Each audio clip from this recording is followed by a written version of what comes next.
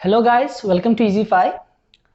Today we'll be proceeding with our test paper series and the topic is tense. मुझे कहा गया है कि मैं हिंदी में बोलूं ताकि सब समझ पाए, तो मैं अभी से हिंदी में ही बोलूंगा। हमारा पहला सवाल है, they live in Delhi for 10 years। तो इसका आंसर होगा दे have been living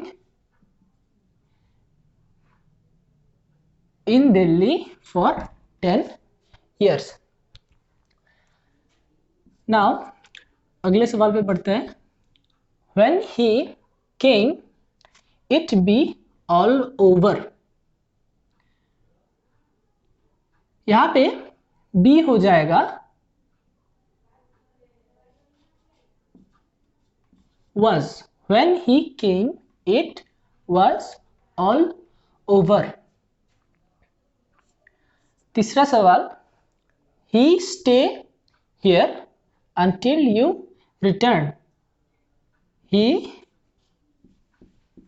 will stay here until you return। and the fourth one is, if I be you I would not have called him again। if I were you I would not have called him again। तो पहला वाले का answer जो है क्यों हुआ है, कैसे, वो समझ लेते हैं थोड़ा। They have been living in Delhi for 10 years। जब भी कोई सेंटेंस में फॉर होगा तो हम लोग हैव बीन लिविंग या हैज बीन लिविंग यूज करेंगे वो सेंटेंस का सब्जेक्ट का हिसाब से। यहाँ में दे है इसीलिए हम लोगों ने हैव यूज किया है। यहाँ में अगर कुछ और होता जैसे कि शी हो या ही हो तो यहाँ पे हैज बीन लिविंग हो जाता। कोई भी सेंटेंस में याद रखिए, अगर यहाँ में फॉर हो और यहाँ में पास्ट का कुछ इंडिकेट करने का कोई वर्ड्स ना हो तो हम लोग हैव बीन लिविंग लिखेंगे। जो भी हम लोग का वर्ब रहेगा उसके हिसाब से। यहाँ पे लिविंग है इसलिए हम लोग लिविंग लिख रहे हैं। अच्छा, next, when he came it be all over। when he came it was all over। यहाँ में समझाने का कुछ नहीं है, जब वो आया सब खत्म हो चुका था। उसको हम लोग अगर थोड़ा ट्रांसलेट करके देखें तो भी आंसर निकल जाता है, was होगा। और तीसरा है, he stay here until you return। he will stay here until you return। until है तो समझ में आ रहा है, मतलब अभी तक आया नहीं है, बोला जा रहा है कि आएगा। तो आएगा मतलब फ्यूचर में ऑलरेडी हो जा रहा है, तो हम लोग को क्या करना है, विल बैठा देना इसको फ्यूचर में करने के लिए। will stay here until you return। and the fourth one, if I be you I would not have called him again। इसका एक रूल है कि अगर ये कोई वर्ड में इफ रहा है इसको हम लोग कंडीशनल बोलते हैं। और ये जो है इसमें क्लॉज होता है, दो क्लॉज होता है। ये है इफ क्लॉज जिसमें इफ रहेगा, और दूसरा पार्ट जिसमें वुड नॉट या जो भी रहे वो दूसरा है, इसको हम लोग इफ क्लॉज बोलते हैं। तो अगर दूसरे वाले में अगर वुड रहा या कुड रहा या शुड, वुड रहे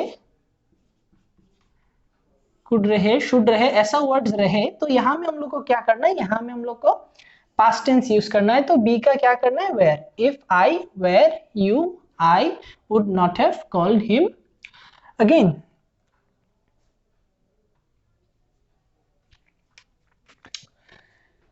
अगला सवाल, the principal is not in his room. He within bracket go out। the principal is not in his room, he went out। Principal room में नहीं है, डॉट बाहर चले गए हैं, उसको जैसे हम लोगों ने पहले किया था, उसको अगर हम लोग ट्रांसलेट करेंगे अपनी लैंग्वेज में, आंसर इजीली निकल जाता है। तो यहाँ में बोला जा रहा है कि प्रिंसिपल रूम में नहीं है, मतलब बाहर चले गए हैं। तो यहाँ में गो का क्या हो जाएगा, पास्ट टेंस में वेंट हो जाएगा। Next, if it rain we shall go out. If it rain we shall, अच्छा इसका क्वेश्चन में थोड़ा करेक्शन होगा, if it rain we shall not go out. If it rain we shall not go out, तो answer क्या होगा, if it rains we shall not go out. क्योंकि ये भी कंडीशनल का फॉर्मूला यूज करके, अगर इफ क्लॉज का, ये तो हम लोग को निकालना पड़ेगा, लेकिन अगर एक दिया नहीं है जो कि इफ क्लॉज है, और दूसरा में अगर दिया हुआ है फ्यूचर टेंस में, तो हम लोगों को इफ क्लॉज वाला जो वर्ब है उसको क्या करना है, उसको हम लोग को प्रेजेंट इंडेफिनिट में करना है। तो आंसर आ जाएगा, if it rains we shall not go out. Next, number 7, we know each other for the last 10 years. We know each other for the last 10 years. पहले वाले मैंने सवाल पे कहा था कि अगर यहाँ में for है, अगर for है या अगर since भी है, तो भी क्या करना है, we have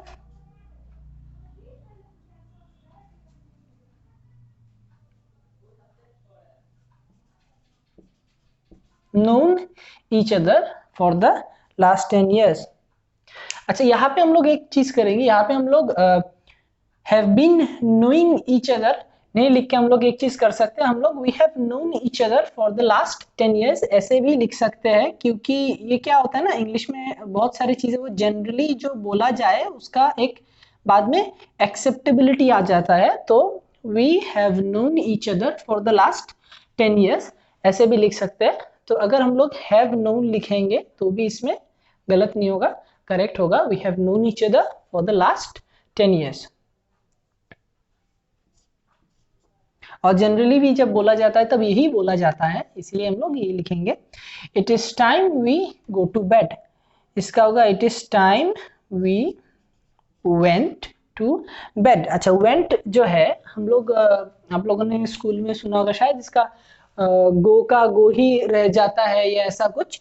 तो इसमें क्या होता है, it is time we go to bed, ये क्या होगा, गो का गो नहीं होगा, ये एक्चुअली वेंट होना चाहिए। टू एम्फेसाइज कि अभी वक्त हो गया है, हम लोग को सो जाना चाहिए। तो इसीलिए हम लोग यहाँ पे वेंट लगाते हैं, उस चीज पे थोड़ा मतलब स्ट्रेस देने के लिए। तो गो नहीं लिखना है, आंसर क्या लिखना है, it is time we went to bed. अगला सवाल है, और next question, she behaves as if she know everything.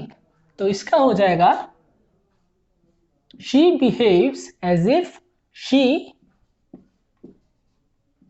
Knows everything. और नेक्स्ट है, the bell rang after we finish our work. The bell rang after we had finished our work. And the last, please ring me as soon as he comes. तो पहला वाला जो था हम लोगों ने नोज लिखा, इसमें नोज क्यों लिखा, क्योंकि यहाँ में एवरी है। कोई भी वर्ड में अगर एवरीथिंग, एवरीडे, ये एवरी वर्ड रहे तो हम लोग को ये याद रखना है कि हम लोग को इसको प्रेजेंट इंडेफिनिट में करना है। तो नो है, नो का नोज हो गया। और यहाँ में कोई भी सेंटेंस में अगर बिफोर या आफ्टर रहे, अगर बीच में आफ्टर रहे और हम लोग को ब्रैकेट दिया जाए लास्ट में, मतलब इसको चेंज करना है, इसका करेक्ट फॉर्म लिखना है, तो इसको क्या करना पड़ेगा, हैड, उसके बाद जो भी वर्ब रहेगा वो लिखना पड़ेगा। अगर आफ्टर रहा और ब्रैकेट बाद में रहा तो यहाँ में हेड लगेगा, और अगर आफ्टर रहा और ब्रैकेट आगे रहा तो क्या होगा, सिर्फ प्रेजेंट पास्ट टेंस में हो जाएगा, मतलब पास्ट इंडेफिनिट में हो जाएगा। जैसे कि अगर हम लोग को क्वेश्चन दिया जाता कि द बेल रिंग, तो इसका क्या होता रैंग, क्योंकि हम लोग को यहाँ में दिया है तो फिनिश का हो जाएगा हैड फिनिश्ड, और बिफोर रहा तो ठीक इसका उल्टा होगा, बिफोर रहने से यहाँ में हैड होगा और यहाँ में ये पास्ट में हो जाएगा। और लास्ट वाला जो है please ring me as soon as he comes, please ring me as soon as he comes, यहाँ में रिक्वेस्ट किया जा रहा है, उतना रूल वैसे फिक्स्ड नहीं बोलूंगा कुछ, इतना याद रखना अगर ऐसा सेंटेंस रहा सून एज ही, उसके बाद हम लोग जनरली क्या करते हैं ऐसे ही लिखते हैं कम्स, क्योंकि वो आया नहीं है, कब आएगा नहीं आएगा ये नहीं पता। तो जब ये हम लोग ये स्टेटमेंट बना मतलब बोल रहे हैं तब प्रेजेंट में बोल रहे हैं, सो आंसर क्या होगा comes, please ring me as soon as he comes. तो इसके साथ ही हम लोग का टेस्ट पेपर सीरीज का टेंस का जो टॉपिक है वो खत्म होता है। मिलेंगे हम लोग और एक वीडियो में।